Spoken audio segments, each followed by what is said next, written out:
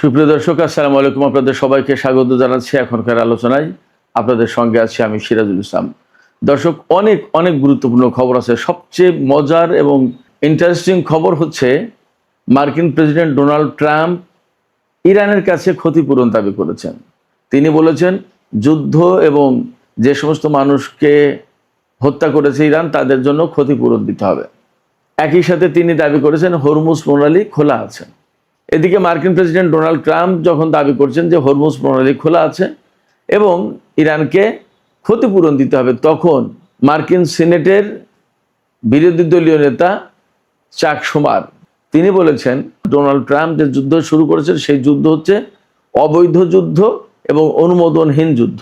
এই অবৈধ যুদ্ধ বন্ধ করতে হবে এবং এই অবৈধ যুদ্ধে মার্কিন প্রেসিডেন্ট ডোনাল্ড ট্রাম্প হেরে যাচ্ছেন।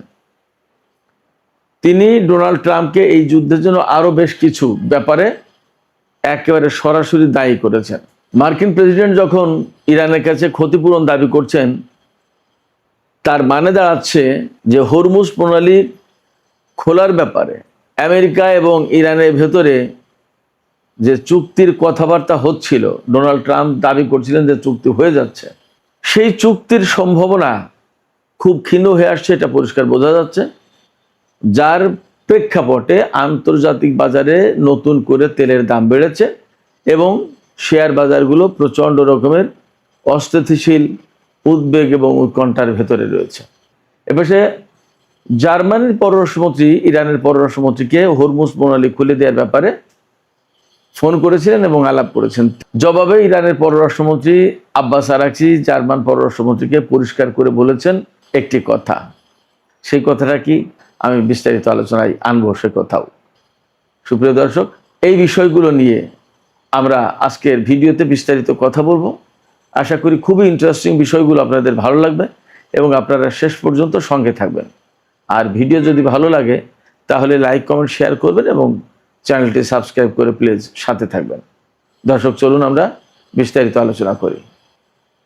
সর্বপ্রথম আমরা ডোনাল্ড ট্রাম্পের বক্তব্য দিয়েই আলোচনা শুরু করি। ডোনাল্ড ট্রাম্প খুব স্পষ্ট করে বলেছেন, তার ট্রুথ সোশ্যালে দেয়া পোস্টে তিনি বলেছেন এই যে যুদ্ধ চলছে, এই যুদ্ধে যে সমস্ত মানুষ হতাহত হয়েছে এবং ইরান এর আগে আরও বিভিন্ন সময় বিভিন্ন লোকজনকে হত্যা করেছে রাস্তার পাশে বোমা পেতে রেখে, এমনকি ইরানের ভেতরে যে সমস্ত মানুষ মারা গেছে, বিশেষ করে জানুয়ারি মাসে যে বিক্ষোভ আন্দোলন শুরু করেছিল জ্বালাও পোড়াও নাশকতা ভাঙচুর, সেই সময় প্রচুর পরিমাণে লোক মারা গেছে নাশকতা ঠেকাতে গিয়েও অনেক লোক মারা গেছে। তাদের জন্যও ডোনাল্ড ট্রাম্প ক্ষতিপূরণ দাবি করেছেন এবং তিনি দাবি করেছেন আরেকটা কথা। 2000 সালে ইয়েমেনের উপকূলে আমেরিকার একটি যুদ্ধ জাহাজে হামলা হয় এবং তাতে 17 জন নাবিক নিহত হয়। ওই হামলার জন্য ইরানকে ক্ষতিপূরণ দিতে হবে। অথচ সেই সময় আমেরিকাই দাবি করেছিল, আমেরিকাই বলেছিল এবং দুনিয়ার সবাই বলেছিল যে আল কায়দা এই হামলার জন্য দায়ী। সবচেয়ে বড় কথা হচ্ছে যে আল কায়দার সাথে ইরানের কোনোদিন কখনো সম্পর্ক ছিল না, বরং আল কায়দার সাথে ইরানের প্রচণ্ড রকমের শত্রুতা ছিল। আল কায়দায় ইরানের যথেষ্ট ক্ষতি করেছে, সেই আল কায়দাকে দায়ী করেছিল মার্কিন প্রশাসন। এখন ডোনাল্ড ট্রাম্প বলছে যে সেই ইউএসএস কোল এই জাহাজে যে হামলা হয়েছিল তার জন্য ইরানকে ক্ষতিপূরণ দিতে হবে। ইন্টারেস্টিং ব্যাপার হচ্ছে যে এই যে ইরানের সাথে ইসরায়েল এবং আমেরিকার যে যুদ্ধটা হলো, এই যুদ্ধ তো তারাই চাপিয়ে দিয়েছে, এটা তো সবাই জানে, একদম পরিষ্কার চোখের সামনে দেখা যাচ্ছে। এটা আমাকে বলতে হবে না, এটা সবাই জানে যে আমেরিকা এবং ইসরায়েল ইরানের সাথে যুদ্ধ শুরু করেছে। তার আগে তো ইরানের সাথে আমেরিকার আলোচনা চলছিল, সেই আলোচনা চলার ভেতরেই হামলা চালিয়ে দিল। যখন এই হামলা চালিয়ে দিল তখন যুদ্ধ শুরু হলো এবং ইরান পাল্টা জবাব দেওয়া শুরু করলো। তাই ইরানের পাল্টা জবাবে কিছু লোক তো মারা গেছেই, আমেরিকার সেনা মারা গেছেই। প্রশ্ন হচ্ছে আমেরিকা এবং ইসরায়েল যদি ইরানের উপরে যুদ্ধ চাপিয়ে না দিত তাহলে কি ইরান যুদ্ধ করতে যেত না তো। আর ইসরায়েল এবং আমেরিকার হামলায় ইরানের কত মানুষ মারা গেছে আমরা তো দেখতেই পাচ্ছি। তারা যেখানে যায় সেখানে একদম বিরান ভূমি করে দেয়, মানুষ একদম সাফ করে ফেলে মেরে। গাজাতে হয়েছে, লেবাননে হচ্ছে, ইরাকে হয়েছে, আফগানিস্তানে হয়েছে, সিরিয়ায় হয়েছে, লিবিয়ায় হয়েছে, হয়নি কোথায়, যেখানে গেছে সেখানে। ভিয়েতনামে কত মানুষ মারা গেছে, জাপানে কি করেছে, হিরোশিমা নাগাসাকিতে আমেরিকা। তাদের বৈশিষ্ট্য তো এটা, যুদ্ধের বৈশিষ্ট্য হচ্ছে বিপুল পরিমাণে মানুষ মারো।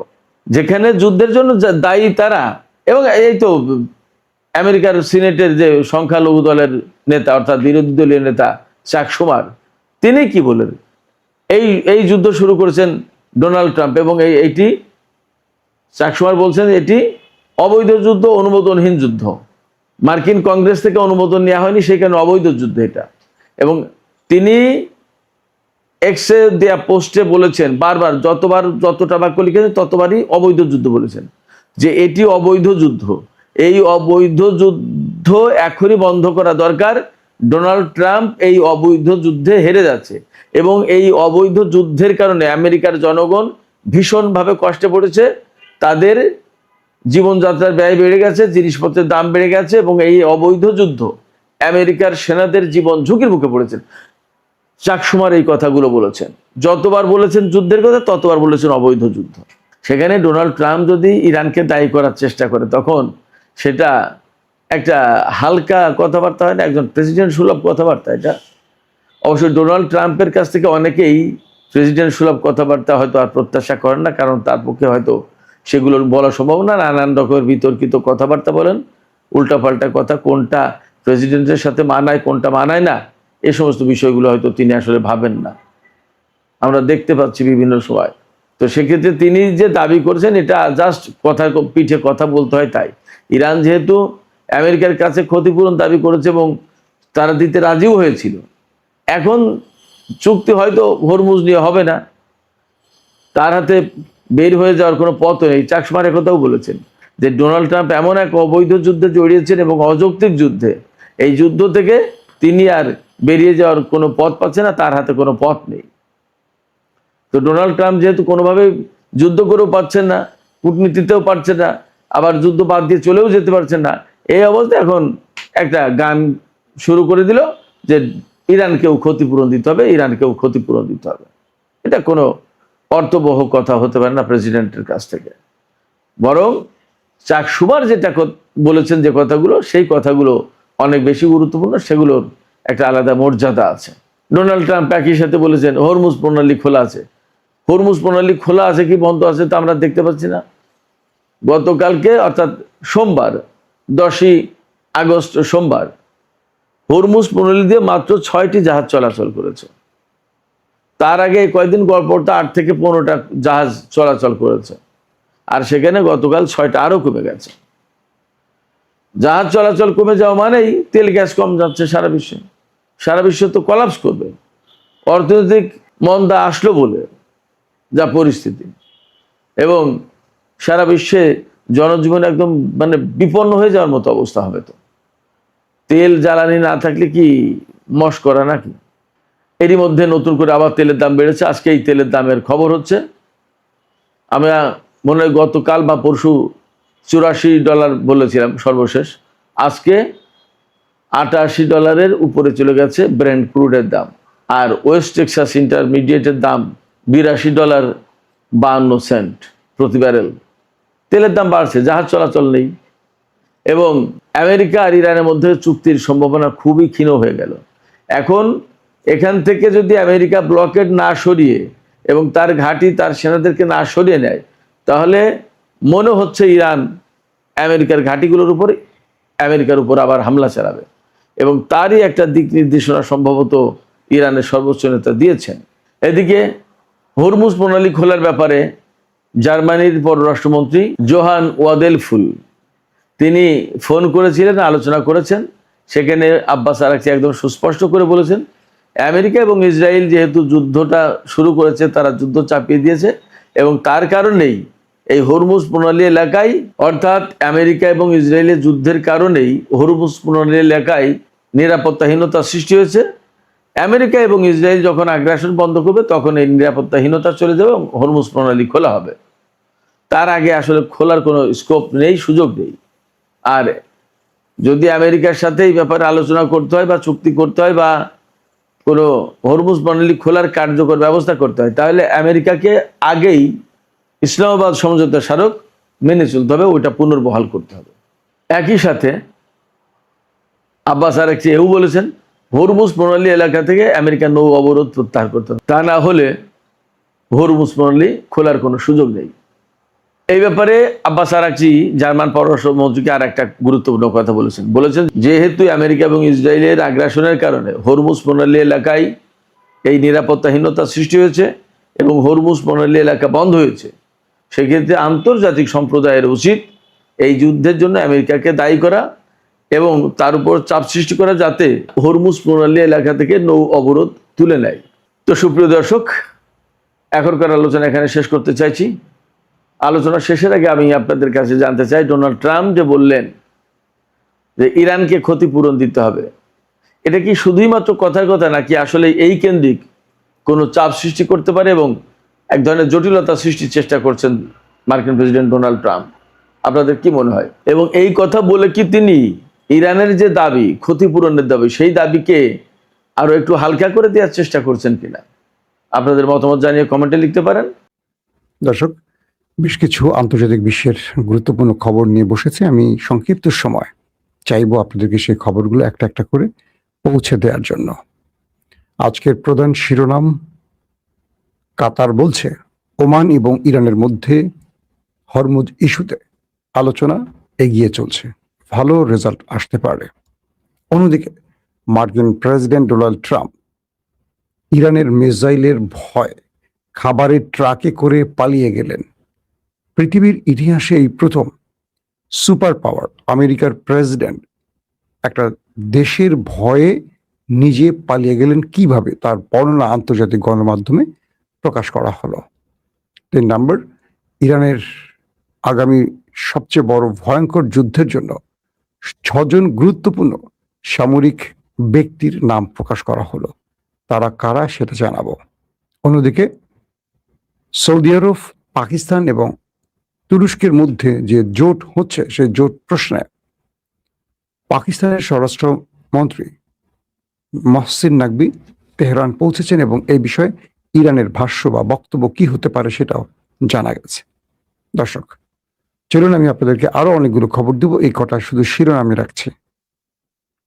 বাংলাদেশে সফরে এসছেন 4 জন হাই ডেলিগেট।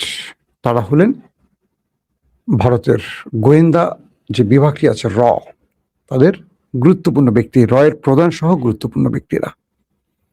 এই ইস্যুতে বাংলাদেশের বিভিন্ন গণমাধ্যম বিভিন্ন টাইপের বক্তব্য প্রচার করছে। কেউ বলছে বাংলাদেশের সাথে একটি মধ্যস্থতা করতে চায় ভারত, এবং কয়েকটি গণমাধ্যম বলছে যে তারেক রহমান আমাদের প্রধানমন্ত্রী, তিনি ব্রিক্স সম্মেলনে হয়তো যাচ্ছেন না। সবকিছু মিলে হঠাৎ করে র প্রধান বাংলাদেশে কেন এলেন, তার উদ্দেশ্য কি, তার ভারতের পক্ষ থেকে বাংলাদেশকে কি বার্তা দেয়া হচ্ছে, কিংবা র প্রধান বাংলাদেশে আসায় আগামী দিনে বাংলাদেশের রাজনীতির হালচাল কি হতে পারে, এই সবগুলো বিষয় নিয়ে কিন্তু ভেতরে নানান রকম গুজব বা গুঞ্জন চলছে। আমরা বিশ্বাস করতে চাই যে নতুন সরকার ক্ষমতায় বসছেন, যারা স্লোগান দিয়েছেন সবার আগে দেশ বা সবার আগে বাংলাদেশ, এই থিওরিটি যেন তারা বাস্তবায়ন করেন। দর্শক, আসেন আমরা এবার একটু আন্তর্জাতিক খবরে নজর দেই। হরমুজ প্রণালী নিয়ে ওমান ইরান আলোচনা উন্নত পর্যায়ে চলছে, এই দাবিটি করছে কাতার। কাতারের পররাষ্ট্র মন্ত্রণালয়ের মুখপাত্র মাজেদ আল আনসারি বলেছেন, হরমুজ প্রণালীতে নৌ চলাচলের ভবিষ্যৎ নিয়ে ওমান ও ইরানের মধ্যে আলোচনা একটি উন্নত পর্যায়ে পৌঁছেছে। সরকারের ভাষ্যমতে লোহিত সাগরে বাব-আল মানদেব প্রণালীতে ইয়েমেনের হুতি বিদ্রোহীরা একটি অজ্ঞাত বাণিজ্যিক জাহাজে হামলা চালালে 3 জন নিহত হয়েছে। এই বিষয়ে হুতিদের পক্ষ থেকে তাৎক্ষণিকভাবে কোনো মন্তব্য পাওয়া যায়নি। এটি হলো, আপনাদের জানেন যে হরমুজ প্রণালী যেখানে ইরান বন্ধ করে রেখেছে, যেটাকে বলা হয় ইরানের নিউক্লিয়ার, হরমুজ হলো ইরানের নিউক্লিয়ার। তো সেখানে এই দুটো দেশ ওমান এবং ইরানের মধ্যে একটা আলোচনা চলছিল যে হরমুজ তারা কিভাবে মেনটেন করবে, পরিষেবা দেবে এই দুটো দেশ, সেই বিষয়ে আলোচনার এখন চূড়ান্ত পর্যায়ে আছে। এই বিষয়টি কাতারের পররাষ্ট্র মন্ত্রক থেকে জানানো হয়েছে। এতে করে এই যে 2 দেশের মধ্যে আলোচনা চলছে, এতে করে এই অঞ্চল থেকে ইরান চাইছে মার্কিনীদেরকে হটাতে বা আউট করে দিতে, যখন এই দুই দেশ হরমুজ প্রণালী কন্ট্রোল করবেন, আসা এবং যাওয়ার নিরাপত্তা নিশ্চিত করবেন, আন্তর্জাতিক বাণিজ্যিক জাহাজগুলোকে নিরাপত্তা দেবেন এবং সব রকম পরিষেবা দেবেন, তখন এই অঞ্চলে আমেরিকা অটোমেটিক আউট হয়ে যাবে। এটি হলো ইরানের মূল চাপ, এবং সেই হিসেবে ইরান এবং ওমানের মধ্যে এই আলোচনাটি খুব দ্রুত গতিতে এগুচ্ছে এবং ভালো দিকে যাচ্ছে বলে দাবি করা হচ্ছে। আর দ্বিতীয় যে খবরটি দিলাম সেটি হলো লোহিত সাগরে বাব আল মানদেব প্রণালীতে ইয়েমেনের হুতি বিদ্রোহীরা একটি বাণিজ্যিক জাহাজে হামলা করেছে। এতে করে 3 জন নিহত হয়েছেন। এই বিষয়ে হুতিদের পক্ষ থেকে তাৎক্ষণিকভাবে কোনো মন্তব্য না করলেও বলা হচ্ছে যে হুতিরা এই অঞ্চলে কিছু দেশের জন্য জাহাজ চলাচল বা কার্গো চলাচলে নিষেধাজ্ঞা দিয়েছে। তার মধ্যে অন্যতম হলো সৌদি আরব, এবং তারা সিরিজ সৌদির জাহাজগুলোতে হামলা করে সৌদিকে পাগল করে তুলছে। আর ঠিক সেই হিসেবেই সৌদি আরব আবার 3টি দেশকে নিয়ে একটি নতুন জোট করেছে। এটা নিয়ে আমি লাইভে বিস্তারিত বলবো আপনাদের। সংযুক্ত আরব আমিরাতের রাষ্ট্রপতির একজন জ্যেষ্ঠ কূটনৈতিক উপদেষ্টা আনোয়ার গারগাস বলেছেন, মধ্যপ্রাচ্য অনির্দিষ্টকালের জন্য যুদ্ধ বা শান্তি কোনো অবস্থাতে থাকতে পারে না। তিনি আরো বলেন, এই অঞ্চলের স্থিতিশীলতা এবং জনগণের ভবিষ্যতের জন্য দৃষ্টিভঙ্গি ও দিক নির্দেশনায় স্বচ্ছতা প্রয়োজন। ভালো কথা বলেছে, কিন্তু সমস্যাটা হলো ভালো কাজ তারা করছে কিনা। আরব পুরোপুরি নিজেকে বিকিয়ে দিয়েছে পশ্চিমা দুনিয়ার কাছে, যার ফলে পশ্চিমারা এই অঞ্চলে বসে বাকি মুসলিম দেশগুলোর উপর ছড়ি ঘোরাচ্ছে। আজকে যে যুদ্ধটা, এটা কিন্তু ইসরায়েল আমেরিকার স্বেচ্ছায় শুরু করেছে, ইরান করেনি। এবং ইরান আক্রান্ত হওয়ার পর এখন প্রতিঘাত করছে, কিন্তু ইরানের প্রতিঘাতে আমেরিকা কোণঠাসা হয়ে পড়েছে। অর্থাৎ ইরানের সাথে কৌশলে বা লড়াইতে বা সাহসে আর পেরে না উঠে ট্রাম্প এখন একটা বড় বিপর্যয়ের মুখে পড়েছে, স্বয়ং আমেরিকাও বিপর্যয়ের মধ্যে পড়ে গেছে। দর্শক, আসেন দ্বিতীয় যে গুরুত্বপূর্ণ খবরটি, আমি আপনাদের ট্রাম্পের পালায়নের খবরটি দেওয়ার আগে কিছু ইম্পর্টেন্ট খবরগুলো আগে আপনাদের দিয়ে নিচ্ছি। বলা হচ্ছে যে পাকিস্তানের যিনি স্বরাষ্ট্রমন্ত্রী মহসিন নাকভি, তিনি সফর করছেন, তিনি আসছেন ইরানে। তার উদ্দেশ্যটা কি ছিল? কারণ এখানে আপনারা জানেন যে কয়েকটি বিষয়ের সাম্প্রতিক সময় ঘটে গেছে, যদিও আমি সেই খবর আপনাদের কন্টিনিউ দিতে পারিনি, আমি একটি গুরুত্বপূর্ণ কাজে বাইরে ছিলাম। তো কয়েকটি কূটনৈতিক সূত্রের বরাত দিয়ে ইরানি গণমাধ্যম জানিয়েছে, দ্বিপাক্ষিক সম্পর্ক ও পারস্পরিক স্বার্থ সংশ্লিষ্ট বিষয় নিয়ে আলোচনার জন্য মহসিন নাকভি মঙ্গলবার ভোরে ইরানের রাজধানীর উদ্দেশ্যে ইসলামাবাদ ত্যাগ করেছেন। ইরানের স্বরাষ্ট্রমন্ত্রী ইস্কান্দার মোমিনি তার পাকিস্তানি প্রতিপক্ষের সঙ্গে আলোচনার জন্য ইসলামাবাদ সফরের এক মাস পর এই সফরটি অনুষ্ঠিত হলো। সাম্প্রতিক সংঘাতের অবসান ঘটাতে জুনে ইরান ও যুক্তরাষ্ট্রের মধ্যে একটি সমঝোতা স্মারক স্বাক্ষরে পাকিস্তান কাতারের পাশাপাশি গুরুত্বপূর্ণ মধ্যস্থতাকারীর ভূমিকা পালন করেছিল। ওয়াশিংটন সমঝোতা স্মারকটি লঙ্ঘন করায় তেহরান হরমুজ প্রণালীতে পুনরায় বন্ধ করতে বাধ্য হয়। তেহরান বলছে, যুক্তরাষ্ট্রের সমঝোতা স্মারক লঙ্ঘন বন্ধ হলে এর ফলে এই আমেরিকা তার যেই নির্দেশনা বা শর্ত ছিল সেটাকে পুনরায় সে শর্তে ফিরে এলে হরমুজ খোলা হবে, অথবা ইরান এই হরমুজকে স্থায়ীভাবে বন্ধ করে দেবে। দর্শক, আপনারা জানেন যে ইরানের সশস্ত্র বাহিনীতে 6 জন ব্যক্তিকে পরিবর্তন করা হয়েছে। এরা খুবই গুরুত্বপূর্ণ ব্যক্তি। এদেরকে হঠাৎ করে দায়িত্ব দিয়েছেন আমাদের সর্বোচ্চ নেতা আয়াতুল্লাহ আলী খামেনির ছেলে, এখন নতুন যিনি আয়াতুল্লাহ হয়েছেন মুজতফা খামেনি। তো ইসলামী বিপ্লবের নেতা আয়াতুল্লাহ সৈয়দ মুস্তফা হুসাইনি খামেনি ইসলামী বিপ্লবী রক্ষী বাহিনী, যেটাকে IRGC বলা হয়, তার প্রধান সহ 6 জন শীর্ষ সামরিক পদে নতুন নিয়োগ দিয়েছেন। নেতা মেজর জেনারেল আলী আব্দুল্লাহিকে ইরানের সশস্ত্র বাহিনীর চিফ অফ স্টাফ হিসেবে নিযুক্ত করেছেন। তিনি ব্রিগেডিয়ার জেনারেল কিউমার্স হেইদিরাকে ইরানের সশস্ত্র বাহিনীর ডেপুটি চিফ অফ স্টাফ হিসেবে নিযুক্ত করেছেন, এবং মেজর জেনারেল আহমদ ভাহিদিকে IRGCর প্রধান কমান্ডার হিসেবে নিযুক্ত করেছেন। সকল ইরানি বাহিনীর সর্বাধিনায়ক মেজর জেনারেল মুস্তফা ইজাদিকে IRGCর উপ সর্বাধিনায়ক হিসেবে উপযুক্ত করেছেন। এছাড়া তিনি রিয়ার অ্যাডমিরাল আলী ওজমাইকে IRGCর নৌবাহিনীর কমান্ডার হিসেবে নিযুক্ত করেছেন। এছাড়া হোসেন তায়েফকে IRGCর বাসিক সংগঠনের প্রধান হিসেবে নিযুক্ত করেছেন। অর্থাৎ যে স্টেটমেন্টটি পাওয়া গেছে সেটি হলো সাম্প্রতিক সময় আমেরিকার প্রায় 20টির মতো যুদ্ধ বিমান ইরানের চারপাশে ঘিরে আছে। এই জন্য মুস্তফা খামেনি তার বাহিনীকে সর্বোচ্চ নির্দেশ দিয়েছেন আরেকটি যুদ্ধের জন্য, এবং এই নির্দেশনায় বলা হয়েছে আমেরিকাকে তারা বড় ফ্রেমে যুদ্ধে মোকাবেলার জন্য যেন সর্বোচ্চ প্রস্তুত থাকে। এবং মিস্টার মুস্তফা খামেনির পক্ষ থেকে বলা হয়েছে তারা তাদের শত্রুদেরকে যে কোনো তাদের পরিকল্পনায় ব্যর্থ করার জন্য সর্বাত্মক সব টাইপেরই প্রস্তুতি নিয়ে রেখেছে। পাশাপাশি মুস্তফা খামেনি তার সবগুলো বাহিনীকে নির্দেশ দিয়েছেন যেন আমেরিকার নতুন কোনো হামলা প্রতিহতে তারা কেউ সময় ক্ষেপণ না করে। পাশাপাশি আরো বলা হয়েছে ইরান তার শত্রুকে পাল্টা আঘাতের আগে প্রয়োজনে নিজে যদি আঘাত করে তার সার্বভৌমত্ব রক্ষায় কোনো প্রয়োজনীয় থাকে সেটা যেন ইরান করে। অর্থাৎ এক বাক্যে যদি আমি সহজ বাক্যে বুঝিয়ে বলি, আমেরিকার বিরুদ্ধে ইরান আরেকটা বড় যুদ্ধের প্রস্তুতি নিচ্ছে এবং সেই যুদ্ধের জন্য ইরানের সশস্ত্র বাহিনীগুলোকে মুস্তফা খামেনি নতুন করে আবার নির্দেশনা দিয়েছেন। দর্শক, তারপরে গুরুত্বপূর্ণ খবর হলো যে ইরান আমেরিকার স্বার্থ সংশ্লিষ্ট এক মিত্রর জাহাজে এক ভয়াবহ অ্যাটাক করেছে, এবং এই জাহাজে হরমুজে এই অ্যাটাকটি হয়েছে, যার ফলে আমেরিকা নতুন করে ইরানের আরেকটি ধাক্কা পেল। এবং ইন্টারেস্টিং ব্যাপার, আমেরিকার এই জাহাজটিতে আক্রমণের পর এখন পর্যন্ত আমেরিকা পাল্টা জবাব দেয়নি। পৃথিবীর বহু গণমাধ্যম দাবি করছে ইরানের কাছে কি আমেরিকা অসহায় আত্মসমর্পণ করেছে। ইরানের বর্তমান প্রেক্ষাপটে যেভাবে ইরান সবকিছু কন্ট্রোল করছে এবং হরমুজ প্রণালীকে যেভাবে পুরো অবরুদ্ধ করে রেখেছে বা নিষিদ্ধ করে রেখেছে সবার জন্য, এবং এই অঞ্চলে আমেরিকা সর্বাত্মক চেষ্টা করেও হরমুজে ইরানের নিষেধাজ্ঞা বা ইরানের যেই এই অঞ্চলে যান চলাচল বন্ধ করার পর যে ইরান নির্দেশনা দিয়েছে সেটাকে ভাঙতে পারছে না মার্কিন নেভাল টিম। বলছে যে আমেরিকার যে নেভাল ব্লকেট তৈরি করেছে কার্যত সেটা ব্যর্থ হয়েছে ইরানের কাছে।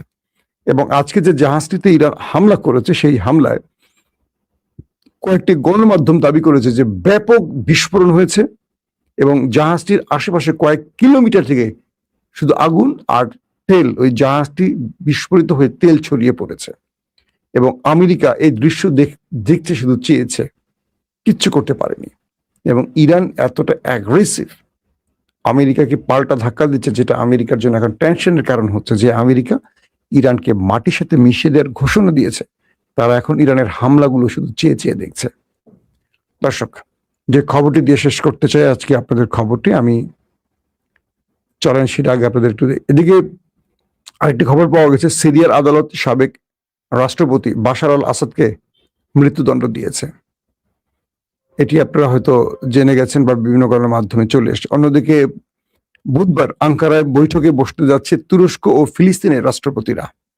এটি আশা করি যে ফিলিস্তিন ইস্যুতে একটা ভালো ফলাফল আসতে পারে। দর্শক, গত জুলাইতে তুরস্ক সফর করেছেন মার্কিন প্রেসিডেন্ট ডোনাল্ড ট্রাম্প। এ সময় তিনি ইরানের ভয়ে তার পথ বিভিন্নভাবে পরিবর্তন করেছেন। এটা নিয়ে আমি আপনাদের ডিটেল বলেছিলাম লাইভে, মনে আছে আপনাদের। যখন আঙ্কারা থেকে মিস্টার প্রেসিডেন্ট ট্রাম্প তার দেশে ফিরবেন, হঠাৎ করে তার নিরাপত্তা বাহিনী এসে তাকে একটা খবর জানালেন, মিস্টার প্রেসিডেন্ট, আমরা যে জাহাজটিতে মানে বিমানটিতে করে ফিরবো, ইরান এই জাহাজটিতে মিসাইল হিট করার জন্য সকল প্রস্তুতি নিয়েছে। এই খবরে ডোনাল্ড ট্রাম্প তার ধুতি খুলে গেল। তিনি এসছিলেন যেই কাতারের গিফট পাওয়া, কাতার প্রধানমন্ত্রী বা কাতারের আমির তামিম বিন হামাদ আল থানির উপহার পাওয়া যেই একটা বিমান ছিল, মানে মার্কিন প্রেসিডেন্ট ডোনাল্ড ট্রাম্পকে যে গিফট করা হয়েছিল কাতারের পক্ষ থেকে নতুন একটি বিমান, সেই বিমানটি থেকে তিনি নেমে গেলেন। নেমে তিনি খাবারের একটি ট্রাকে উঠলেন। কে? Mister President Trump. খাবারের ট্রাক, বুঝছেন, ক্যাটারিং ট্রাক বলা হয়। সেখানে উঠে তিনি ওখান থেকে পালালেন, পালিয়ে একটা ছোট বিমানে করে চলে গেলেন এবং সেখান থেকে কয়েকটা ভাঙা দিয়ে তিনি ভিন্ন বিমানে করে আবার আমেরিকায় পৌঁছলেন। পুরো পৃথিবীর গণমাধ্যম বলছে যে ইরানের ভয়ে আমেরিকার প্রেসিডেন্ট খাবারের ট্রাকই করে দেশ ত্যাগ করেছে। তো এই বিষয়টি আসছে কেন? যে ট্রাম্প আয়াতুল্লাহ আলীকে হত্যা করেছেন, সেই ট্রাম্প এবং ইসরায়েলের নেতানিয়াহু কতটা আতঙ্কে আছেন কল্পনা করতে পারেন। দ্বিতীয় বিষয়টি হলো, যে ট্রাম্প এত বড় বড় কথা বলছেন, সেই ট্রাম্প ব্যক্তিগতভাবে আসলে ইরানের ভয়ে কতটা কাপুরুষের মতো ভূমিকা পালন করছেন, এই ঘটনাটি তার সবচেয়ে বড় প্রমাণ। বলা হচ্ছে সেই রিপোর্টগুলোতে পৃথিবীতে, মানে পৃথিবীর ইতিহাসে কোনো মার্কিন প্রেসিডেন্ট এতটা ভয়ে এইভাবে পালায়নি যেটা ট্রাম্প পালিয়েছে। তার মানে আমেরিকা এটুকু বুঝতে পেরেছে তারা মৌমাছির বাসায় বা কি মৌচাকে ঢিল মেরেছে, আর ইরান হলো সেই মৌচাক। কারণ ইরান বলেছে তারা যে কোনো সময় এই সুযোগটি কাজে লাগাবে। যারা আয়াতুল্লাহ আলী খামেনিকে হত্যা করেছে তাদের প্রতিশোধ নেওয়ার শপথ করেছে ইরান। আর তাই ইরানের ভয় এখন আমেরিকা বা ইসরায়েল, পৃথিবীর বিভিন্ন দেশে তারা সফর যে করছে এইভাবেই করছে। হয়তো সবগুলো ঘটনা সাক্ষাৎ প্রমাণিত হচ্ছে না বা আসছে না। যেমন নেতানিয়াহু তার দেশেই সবসময় আতঙ্কে থাকে এবং তার প্রতিটা গতি প্রকৃতি বা চলাফেরার মধ্যে যথেষ্ট রেস্ট্রিকশন আছে, এবং ট্রাম্পেরও আছে। তো এক ইরানকে টোকা দিয়ে আমেরিকা ইসরায়েলের ঘুম মোটামুটি আমরা বলতে পারি হারাম হয়ে গেছে। দর্শক, আজকের মতো বিদায় নিচ্ছি। ইনশাআল্লাহ আজ রাতে 11টার পরে আরেকবার লাইভে আসার চেষ্টা করব। সে পর্যন্ত আল্লাহ আমাদের প্রত্যেককে নিরাপদে রাখুন, সুস্থ রাখুন। আল্লাহ হাফেজ।